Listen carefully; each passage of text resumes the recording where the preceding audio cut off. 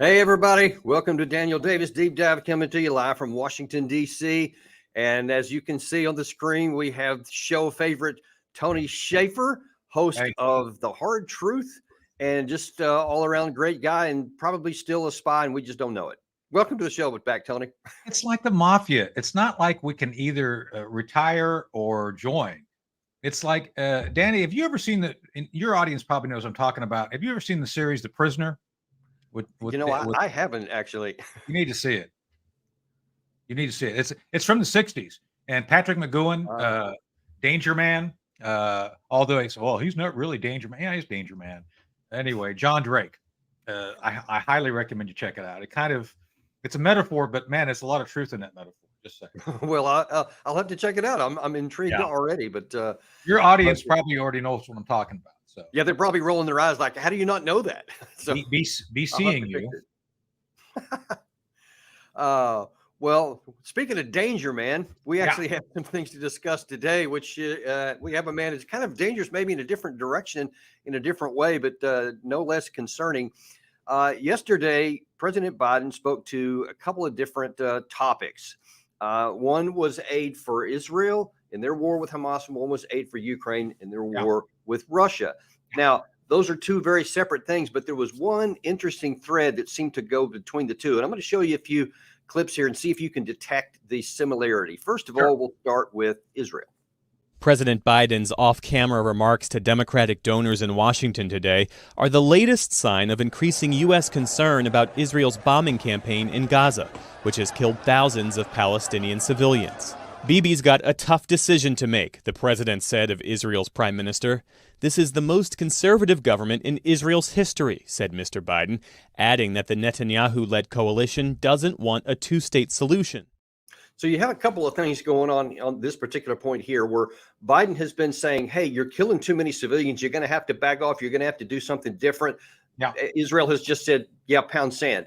Then he's saying, hey, we want a two-state solution after this. So because we got a lot of, Arab folks in our electorate. And so we need to take care of them too. So you have to do a two-state solution.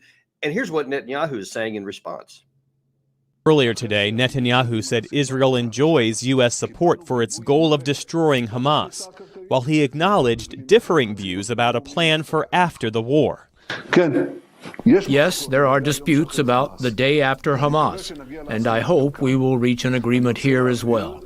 I will not allow that after the great sacrifice of our citizens and fighters, we bring into Gaza those who teach terrorism, support terrorism, finance terrorism. Now, here's what Biden said kind of in response to that yesterday afternoon. Well, I have had conversations with Bibi Netanyahu, and I want to make sure that we don't forget what we're doing here. We have to support Israel because they're an independent nation. With regard to the flooding of the tunnels, there is assertions being made that there's quite sure there are no hostages in any of these tunnels, but I don't know that for a fact. I do know that, though, every civilian death is an absolute tragedy, and Israel stated its intent, as I said, to match its words with its intent with actions. That's what I was talking about today. Now, okay, well, we're going to push pause on this for just a second here because that was one of the more stirring speeches in presidential history. Reminds me of this one from the past. If you seek liberalization, come here to this gate. Mr. Gorbachev, open this gate.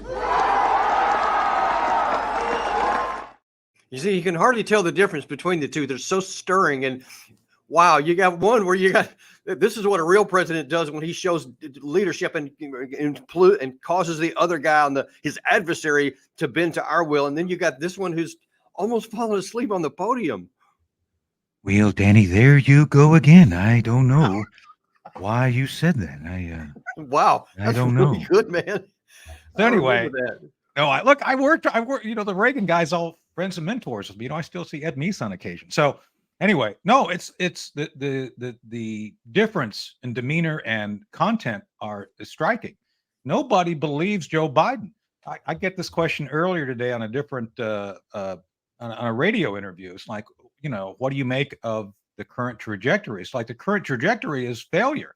Ever since the Afghan withdrawal, Danny, nobody buys anything Biden says. And by the way, I think most people who study the reason for the Afghan withdrawal, the way they did it, that is Biden, is they thought they were going to get brownie points domestically. It's like, oh, we're just going to abandon Afghanistan because it's going to make us look good domestically.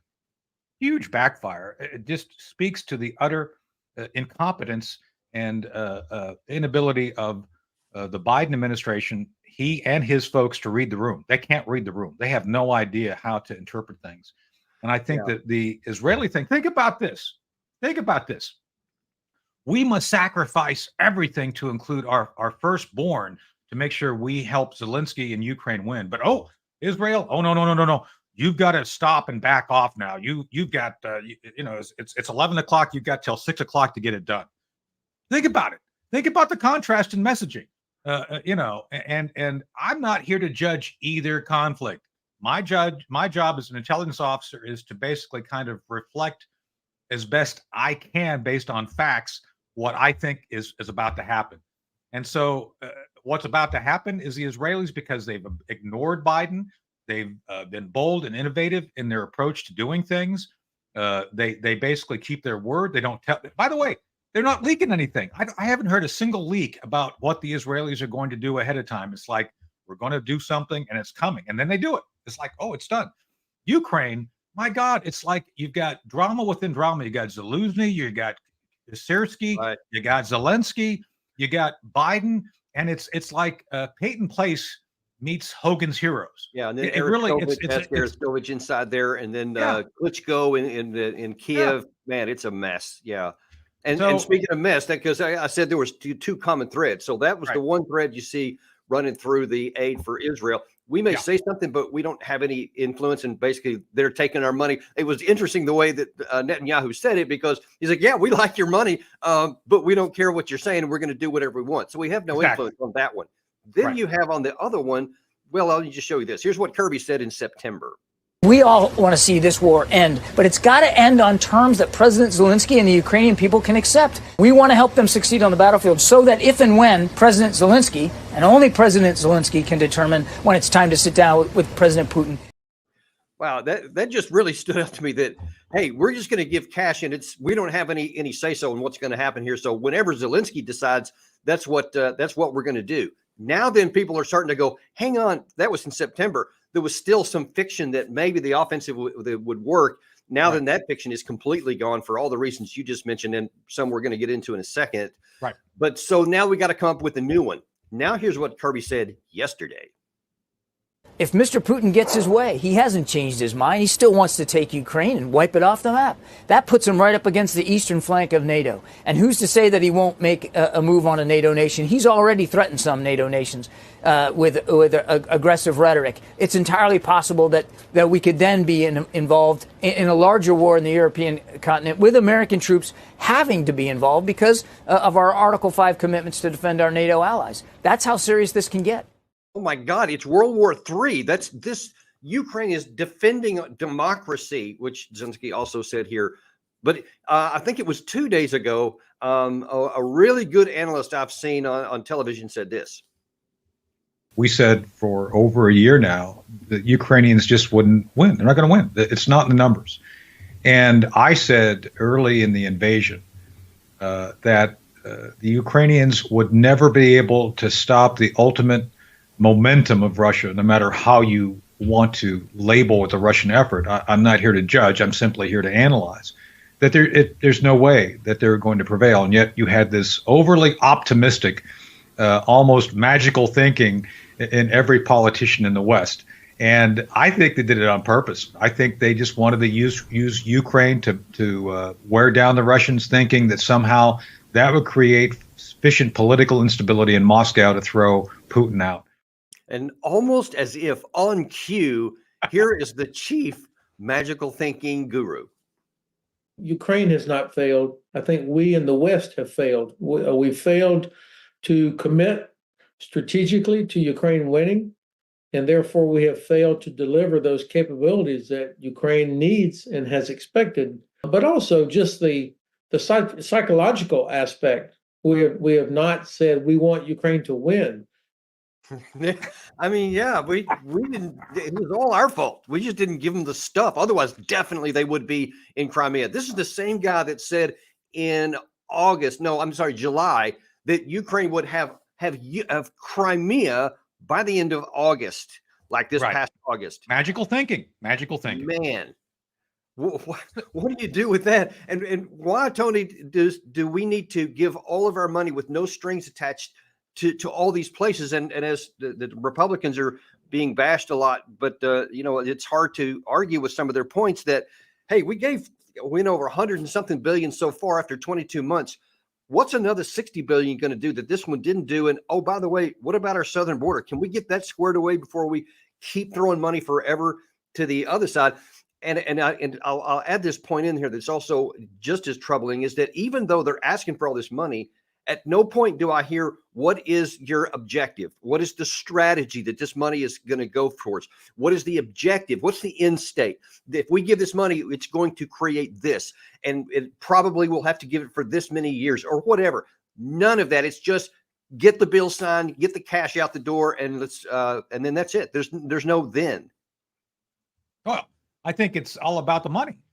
Look at how they're messaging on this and how desperate they are. I mean, last week we had SecDef Austin basically saying, if you don't give us the cash, we're going to send your kids to their death. That's what he said. He did. I mean, let's not even pretend that he was trying to put a fine edge on it.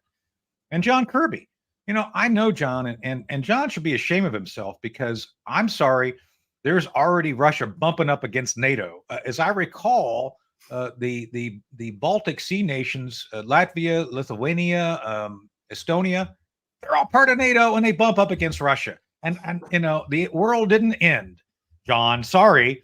And then Poland. I think Poland's up against the Russians too. So this whole fiction that, I think Putin, for better or for worse, has said, we want what we want, and they want the Donbass and the other areas we're talking about relating to the four oblasts of Ukraine.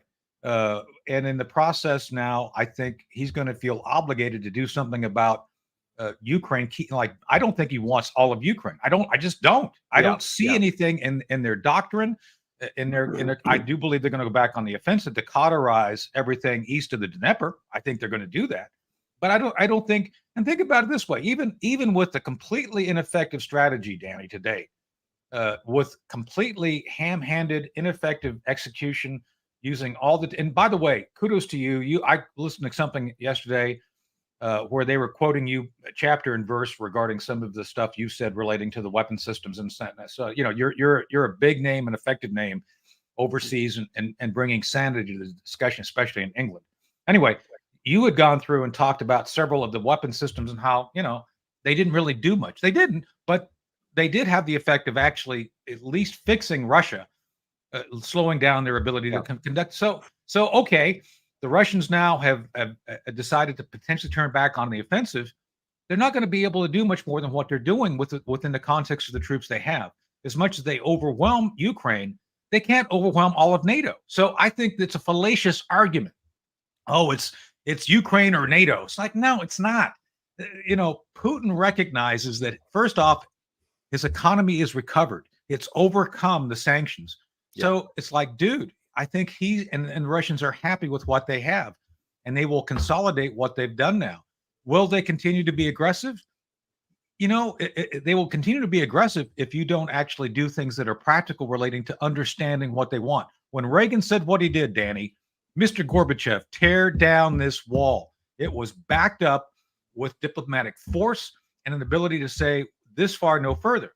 Nobody believes Joe Biden is that. The biggest, the biggest problem, the biggest issue is weakness. He also added, I think it's an important element. It's like, hey, Gorbachev, and here's how you can benefit from this too. This is going to be a win-win. We don't ever do that.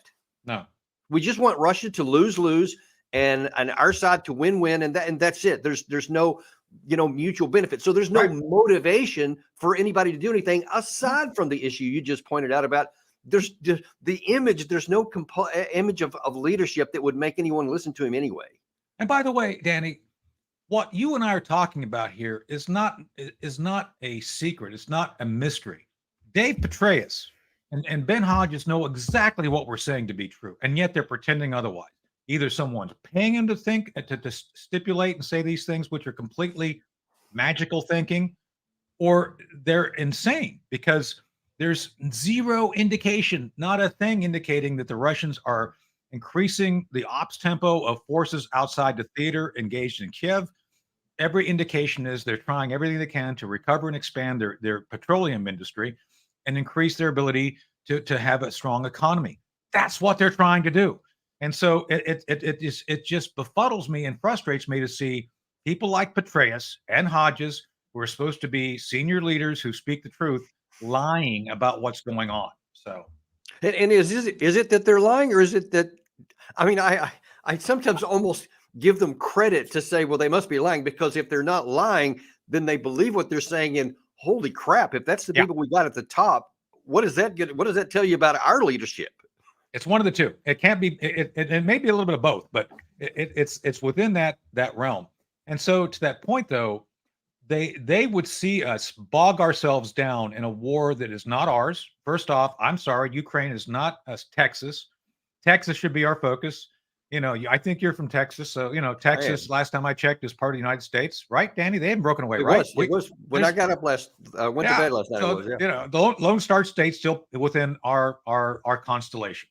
So that should be the focus of the Biden folks, and it's not. And then this other issue regarding the funding. You mentioned the funding. It's like, and Johnson, Speaker Johnson, God bless him, said yesterday, I've asked from the moment I became Speaker, I've asked for a strategy. What you talked about. He's like, I've asked for a strategy, and after Zelensky briefed and the administration briefed, we still don't have one, and I'm not giving him the money.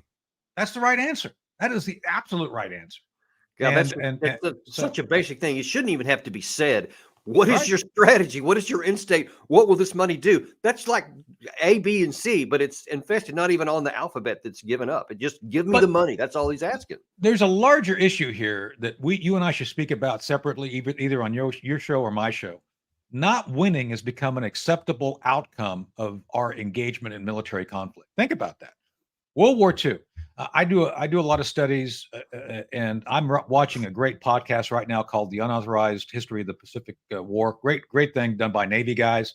It always talks about the strategy behind how we did things as a military.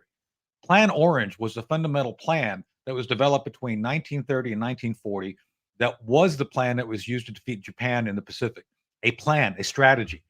We always had an outcome in mind, and how do we go from starting at the beginning of a conflict or decision to engage to a victory? How do you get there? We don't have that thinking now. Nobody right now is thinking, how do we actually go and talk to Congress about the 5 objectives we're going to achieve within the next 6 months, which then would lead to the ultimate objectives being achieved within 10 months, something like that. This is basic military planning you and I engaged in since lieutenants. This is fundamentally missing. Yeah, we do need to have that conversation. That's a big one. And it, again, I remember, Tony, that literally was 101. That's like second lieutenant officer candidate school. Yes. I mean, that's what we're taught from the beginning. But what happened to it? It's gone. Ever since Korea, and I fault Eisenhower partly for this. A draw or a non-victory is acceptable. And I love Eisenhower. Eisenhower did a lot of great things, but as any great president, he had flaws. One of them was leaving the Korean issue unresolved. So, and that it's unresolved to this day, by the way. Right. So never did get fixed. But yeah, that's such a good point, that not winning is an acceptable outcome or even condition until it just festers long enough. And then you got a guy like Biden come along and just go, you know what, we're going to leave. See ya. Which, by the way, I said we should have been getting out of Afghanistan for many years, but holy crap, the way we did it was just abysmal. It was terrible. You and I, we could probably have a show, and we should. I think we should just do a show on Afghanistan, because I think you and I both, and I get, you and I both spoke with Walter Jones, like, it's time to leave now. We had actually, this is not public, but it's not secret. Walter Jones and Jim McGovern had me ask Tony Zinni, General Zinni, to go over, and I think it was 2011. to do a survey, an assessment of Afghanistan. And Zinni's conclusion was, yeah, we should leave now, but it's going to take us 10 years because we have so much stuff. We've deployed half of North Dakota to Afghanistan. It's going to take us forever to get it out. But he said we should start then. And we kind of did. We started pulling stuff out, but it was never any cohesive plan. And the closest we came to a cohesive plan was the plan that Mike Pompeo put together for regarding the reintroduction of the Taliban into the political system and a government that was essentially both Taliban and the Afghan. And that was the plan. And that was the only solution that would have worked. But Biden decided, I'm not going to follow that path. And right. Yeah, that's another thing. We actually had Doug McGregor on. We talked about that because he was at the end of that. He was actually charged with actually making that happen and was thwarted for a number of reasons inside as well. Right. And I long said that if Biden had just said, we're going to roll with what the administration agreed to before then and getting out in order on May 31st of 2021, this would have been a radically different outcome because we would have been able to do it in order. And of course, I put a lot of the blame in that on the Pentagon, who intentionally thwarted what he was doing. But like you said, that's a separate conversation. Yeah. But we should have the conversation because a lot of the underpinning philosophies that have permeated and I would argue sucked the effectiveness out of our military is stuck in the whole Afghanistan conundrum. So, but that's a story for another day. Yeah, but so jumping back to this story here. Yeah. So we have funding requests for Israel and we have funding requests for Ukraine here. Yeah. And as we just graphically pointed out, there's no end state or even strategy issued by the White House for either one of them. What then, Tony, given that forget what we should have done in the past or what we wish would have happened, but with the ugly, the hard truth that we have existing in both cases right now, what are American interests in, and what do you suggest that that the administration should do? And let's first start off with the Israel. Well, one of the rare things I'll ever recommend is Congress do nothing. And in this case, I think Congress should do nothing. Go home. It's what is it, Wednesday right now? Go home. Take the holiday, leave. Don't write any more checks, period. The Israelis are going to be just fine without our check. Just saying. They're doing just fine. And I think they'll take it on faith that they'll get some support down the road. They always do. So, they're fine. As to Ukraine, don't write the check either because they don't know what they're doing. They've been listening to Victoria Nuland taking tactical advice from her. Just saying, man. And they're losing. So don't write them a check. Just don't do anything. Take a pause, take a deep breath, take a step back and figure out what is in the American interests for both cases. And by the way, on that point, can I just add another thing that's been absent from the conversation, which I think should be injected into it? Why is only the United States supposed to be given this $60 billion? Exactly. Instead of the countries that are right next to it? How about you guys pony up? If you think that that's really needed, man, there's nobody stopping you from writing a check. Right. Why don't we go there? Why does it have to be our tax dollars? I know. It's like every time I hear these, this is a metaphor of like hearing Bill Gates or other. Oh, well, I don't know why people my age, my income don't want to pay more taxes. Nobody's stopping you from writing big checks to the government. Just saying. And same thing here. Go write if you really are that concerned about Ukraine, you go give him checks. But it's us. And because part of this, I'll be blunt, is kickbacks. Biden has already said, and his folks have been messaging, well, if we write this check for Ukraine, that benefits all of the states and all the members of Congress because of defense spending. And you and I both know that show. Lockheed Martin, Boeing, all these other arms manufacturers who do employ Americans. I'm not saying that's a bad thing. I'm just saying that the reality is you're going, there you go. Yeah. Those are the guys. That's where the money's really going to go. Going to go to all these companies. We're talking about a war here and funding, and look at all the smiles. There you go. That's right. It's like payday. I'm getting that yacht for Christmas, honey. Holy crap, man! Talk about bad. Looking forward to that. Open, not even 10 weeks in Bora Bora. Yeah. No, it's insane. So that's why the Ukraine thing is being pushed so readily. By the way, if money goes to the Israelis have their own defense industry. They may very well take that cash and just build stuff. Oh, that's not going to benefit American Congress members. So that's why they tied it together. They're trying to basically use Peter and Paul, not to rob each other or pay each other, but to leverage each other, because the big money goes to Ukraine. What is our interest? What is our national interest right now? What should it be? So, well, border, period. The border, because I mean, specific. The border underneath, which I agree with. Yeah. By itself, we could also do a show just on that. Maybe we should do that as well. But what about in regard first to just Israel? What other than not write a check? What is our interest in that war? What should we stay out of their way? Stay out of their way. I mean, this is where the U.S. tends. I want to be careful in how I phrase this, because I'm not an isolationist. I'm not one that believes we should sit back and be a witness to history and not participate. I'm saying that we have to make specific decisions on what will benefit the United States regarding relationships and functionality of strategy. And at this point, the Israelis have every right to defend themselves. There's not a sane person I know who has not looked at what happened on the 7th and said that's acceptable. The Israelis have every right to do what we did during 9/11. As a matter of fact, I think their right of going after Hamas is greater. And will Netanyahu seize and hold the territory? Probably. We would hold. We were in Afghanistan for 10 years. So okay, yeah. Would we do something different? No. So let them work that out. That is their issue. And the only problem here, Danny, is we continue to provide Hamas support through the UN. And it's like, okay, we're actually funding both sides of this. This is not a good idea. And we did the same thing in Afghanistan. We did the same thing. We paid off the Taliban to let us move things out of Herat into Bagram, into Kabul. Yeah, we are funding both sides of that war too. But we need to stop that. We need to stop this insanity of funding both sides. And then, so secondly, regarding our strategy then, what is in our interest? What are our specific strategic objectives? I wanted to do, you're going to laugh at this. I went to Joe Dunford with a guy named Jim Mattis. We were advising him. And I said, Joe, we need to do a grand strategy. This is back in 2015.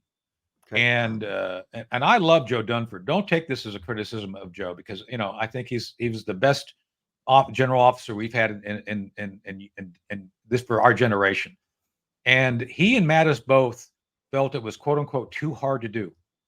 How was it too hard to do a grand strategy? Everything we know economically and financially, everything is linked. Why don't we then actually examine the military and national security options of how to do the same thing as business does? Why don't we do that? Why is it so hard? And this is where you have to have people who are willing to examine the reality for what it is, not for what the political aspirations of the politicians are. And most people beyond the senior executive level or general officer level will not do that. And it's just so frustrating because, again, we're always taught to do that. Command and General Staff College, I'm sure you went there, and several other schools as well. Even at the higher level, we're taught to link everything together. The DIME, the DIME, mentality, where you put all the economics, et cetera. And it's like, I don't know, they took the books away or something, or they don't read the books anymore.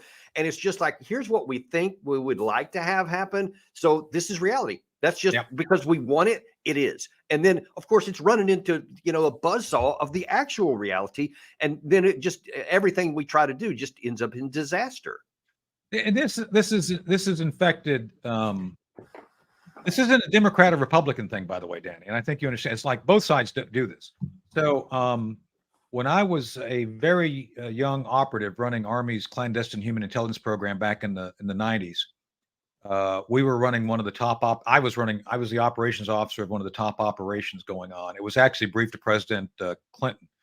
I was in the outer room because you know how the CIA is. CIA doesn't like anybody taking credit for anything.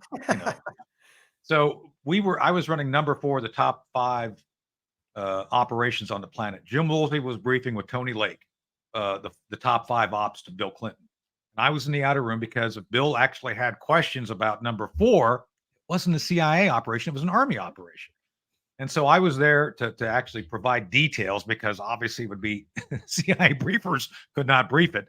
So I'm sitting there, and what was ironic was the intel take out of that operation had indicated that the North Koreans already had nuclear weapons, and yet the policy was to say the opposite, because it would not benefit the Clinton administration to admit, because they wanted to give the North Koreans all sorts of stuff to try to convince them to go a different direction. You can check this out. It was during the mid. Wow, I didn't know that. Yeah. So the Clinton administration was trying to say, oh, no, we want to try to convince North Korea to not develop nuclear weapons. They knew they already had them. They knew they already had them. Wow, I never knew that. So that's my point. That's my point, that all too often, and I love Jim Woolsey. Again, Jim and I are still friends to this day. But I'm just saying, and I think Jim would back me up on this. You as a senior intelligence officer, so often they will negate their need and oath of office to tell the truth, and actually sign aboard a political aspiration of political leaders on either side. This is true of the Bushes. This is true of Obama. And so this is where we have lost the bubble. We have senior military leaders, senior intelligence leaders who are willing to reinforce and support political aspirations of politicians rather than protect the interests of the American people. Yeah, that's really the bottom line. That again, unfortunately, this is not even a right or left issue. I see it all too often on both sides of it, and that's really discouraging.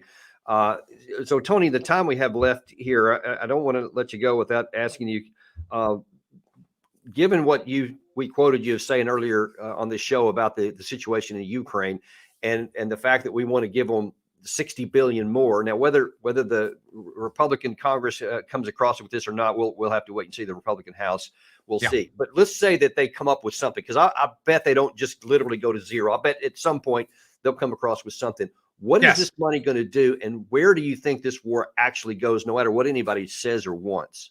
So I think I'd like to believe Congress is going to take the advice I just gave. Just go home. Just don't go drink some eggnog, take your size 10 shoes off and hang out next to the tree. Take a chill. So, but in January, it's all going to come back again. And I think there's going to be huge pressure because, John Kirby's going to be out and talking about how Rudolph the Red-Nosed Reindeer was shot down by Vladimir Putin and Christmas was ruined in Ukraine. I'm sure that's going to be one of the talking points.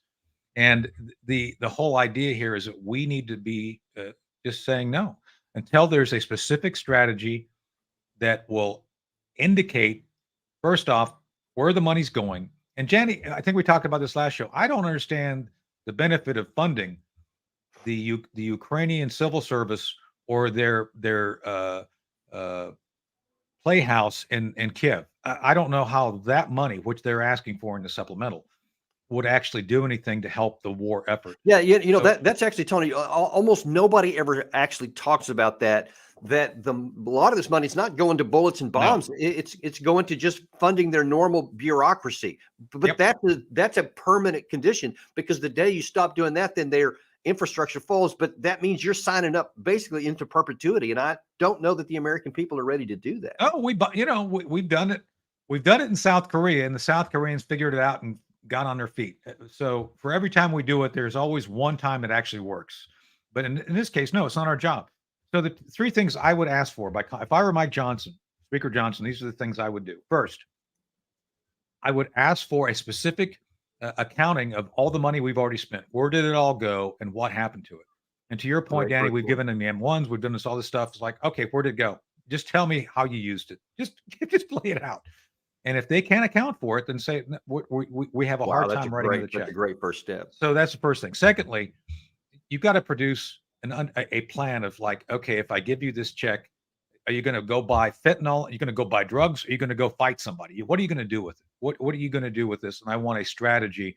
I want to have Lloyd Austin in front of me laying out the 5 phases of the plan of how this is going to be used to achieve some level of, at this point, it ain't going to be victory. It's going to be maybe helping the Ukrainians establish an effective defense against Russia, because there's nothing left.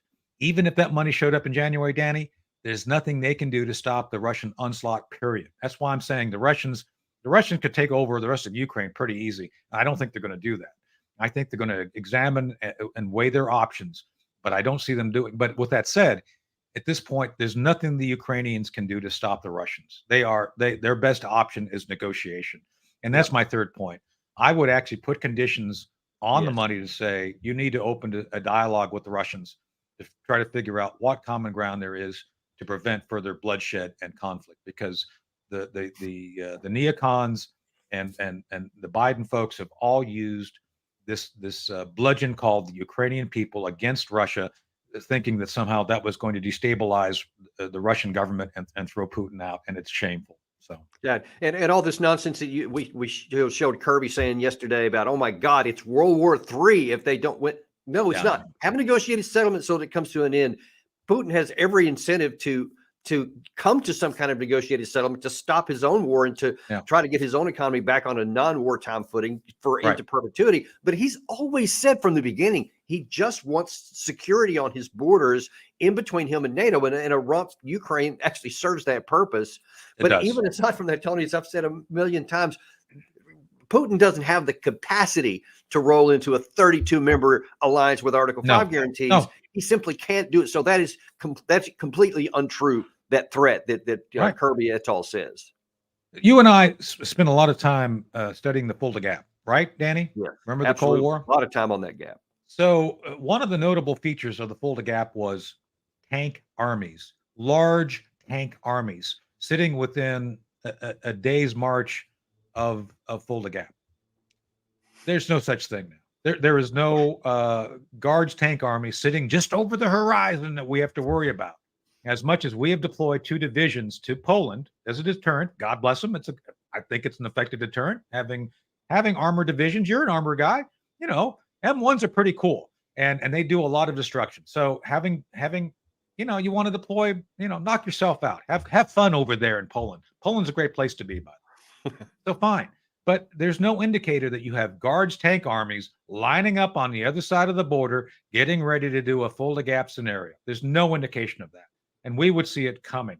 There's no way you can move tank brigades around, tank divisions around, Danny, without seeing it coming a mile away. And so what John Kirby is saying is fundamentally false. So yeah, absolutely. And that's a good place to first leave off. Otherwise, we could go on for another hour and a half or so. Would love to have this. So we always look forward to having you back on because you have such great ideas. And I hope that Speaker Johnson will somehow get a copy of this episode here. Hear those 3 points you had and say, you know what? We're going to apply those. Those are the most common sense, should be basic information necessary to do anything in here. And I'm afraid that it won't get done. But otherwise, I like your other option of just go home and start celebrating Christmas early and don't write a check. Just stay away from the mistletoe, especially if the mistletoe is near Hunter Biden. Just saying. I don't think. That's be careful. Just for your own safety. Just for your own safety. Just say no. All right. Tony, the host of The Hard Truth, America Out Loud. Love that. So yeah, you guys keep watching his show, and we look forward to being back on your show one of these days. Well, thanks, Danny. It's always enjoyable. I really do enjoy our conversations. I mean, we get to actually talk about things we learned about in great detail and help your audience understand the context. So I always enjoy it. Thank you. Cool. All right. Well, we will see you next time. And remember, we will remain unintimidated and uncompromised to bringing you the truth and the things that you need to make sense out of your world. We'll continue to do that. We'll see you next time on Daniel Davis Deep Dive.